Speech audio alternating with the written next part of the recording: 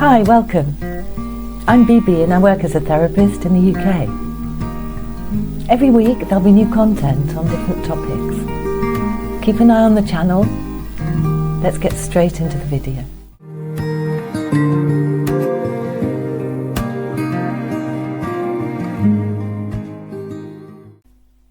Do you feel your life is full of drama? Sometimes we can look at our relationships and feel certain people, things can sometimes feel difficult. We find it difficult to get our opinions and our needs across to others. Sometimes we feel attacked by others, and sometimes we can find ourselves in this never-ending circle. Today we're going to be looking at a tool that can help us understand this better.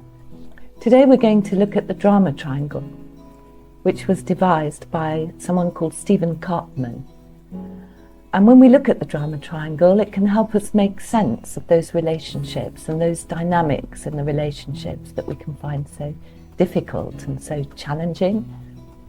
Have you ever felt that you're in a drama triangle with somebody? That you seem to go round and things never seem to get resolved? And there's always a lot of conflict. So the drama triangle can help us understand that better. If you look at this diagram, this can actually help explain things better. So this is what the drama triangle looks like. Here we have a triangle with three basic positions. We have the persecutor, the rescuer, and the victim. So when we look at the drama triangle, we can see that there are three different positions. We have the persecutor, the rescuer, and the victim. All three of these positions, or ways of operating, are basically ways that we've learnt to get our needs met. And basically all these three positions are victim positions because we're operating in a way that we've learnt somehow to get our needs met. But what we find is that perhaps they're not very helpful to us, and we can get stuck in a dynamic between other people. So basically, we tend to identify with one of these primarily as our starting gate. So we might feel that the way we've learnt to get our needs met has been through being a persecutor. And this means that we will have to argue and win and be aggressive to get what we want. What we're basically saying to the other person is that I'm right and you're wrong. So when we're in persecutor mode, we tend to be very aggressive, we can be very judgmental. Sometimes we can have punishing behaviours by withdrawing from others. But the idea behind it is that we want to be right. And in doing so, we're discounting other people's integrity and other people's values. So when we're in persecutor mode, our relationships with others are never equal. There has to be an underdog. And the underdog in this case is the victim. So when we're in victim mode, we can feel very small and very helpless. Things look hopeless. We feel crushed and small. We find it difficult to speak up and say what we want. We feel bullied, intimidated. And when we're in victim mode, we can have a tendency to feel the world's not fair, everything's against us. Also, when we're in victim mode, we have this unconscious need for others to take care of us, to make things okay. And in some ways, we're making the other person responsible. The persecutor-victim dynamic is a two-way thing. The victim will also hook in to a persecutor by acting helpless, by not saying what we want. When we're in victim mode, we discount our own capabilities. We have a lot of unmet needs and we blame others for not meeting them. So we can see in the persecutor and the victim dynamic in the drama triangle isn't an equal relationship. The persecutor is the bully and the victim feels like the underdog. So there isn't an equal relationship there. So in the same way that there isn't an equal relationship between the persecutor and the victim in the drama triangle, When we look at the rescuer-victim dynamic, it's also imbalanced and unequal. Because the rescuer always knows best. The rescuer always thinks they know best for the other person. There's a difference between being a rescuer and being a helpful, kind, caring person, the kind of person perhaps that we all would like to see ourselves. So when we're in rescuer mode, we believe genuinely that we know best for the other person.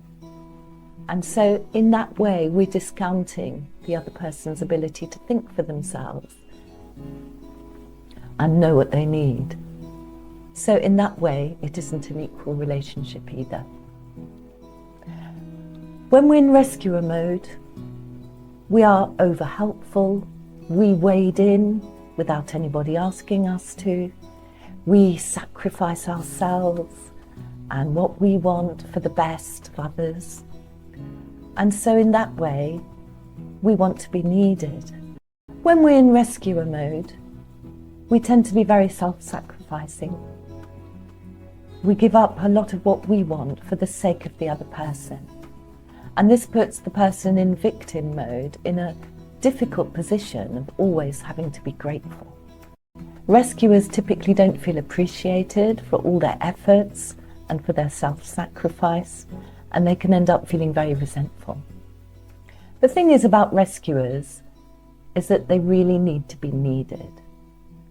And they feel that if they are needed by the other person, then they will be loved and get their needs met. Part of the self-esteem of the rescuer is to be needed and to feel important for the other person. But in doing so, the rescuer discounts the other person's ability to think for themselves and know what's best for themselves. So in the same way as the persecutor and victim dynamic, the dynamic between rescuer and victim is also unequal. So here we have two dynamics with the victim at the bottom. But what's important to know as well is that the victim also hooks in the rescuer and hooks in the persecutor, and in that way plays quite a powerful role in the drama triangle.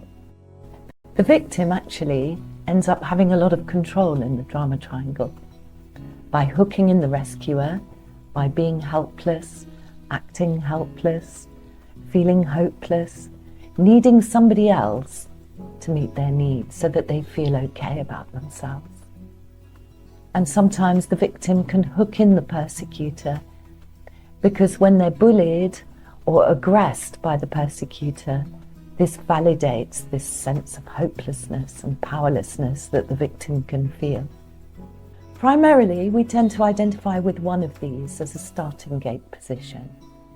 And we need to remember as well that a lot of this we do unconsciously. The way we behave on the drama triangle isn't something that we decide to do.